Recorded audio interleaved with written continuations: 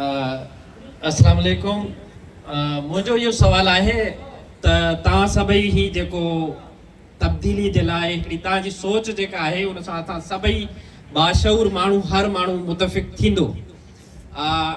माण्हू खे ते एतमाद तॾहिं थींदो जॾहिं माण्हू आज़माईंदो, तॾहिं एतमाद थींदो।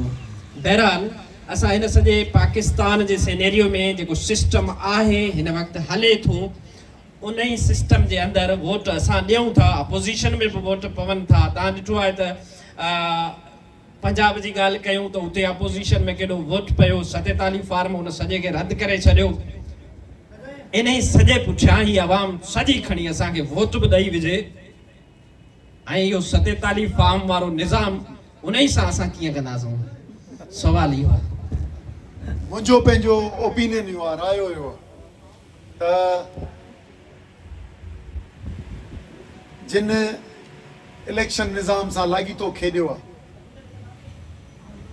पहिरीं पोलिंग ऑफिसर ऐं पोइ प्रिज़ाइडिंग ऑफिसर ताईं कमु हलंदो हो, हाणे रिटर्निंग ऑफिसर ऐं डिस्ट्रिक्ट रिटर्निंग ऑफिसर सॼी शइ खे तब्दील करे छॾियो।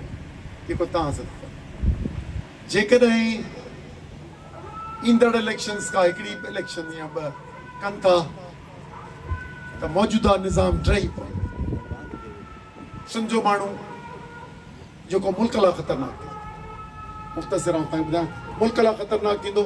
माण्हू जो मौजूदा निज़ाम तां जेकॾहिं एतमाद ठही वियो त पोइ कहिड़ो निज़ाम सेव करे सघंदो? उन करे मुल्क लाइ ख़तरनाक आहे। बहितर आहे त असांजी कंपनी सरकार ऐं जेको सिस्टम जेको मथे ठहियलु आहे इहो हिन मां हथु खणी वञे, न त मुल्क विञाए वेही रहंदो। महिरबानी थोरा मूंखे मारड़नि जा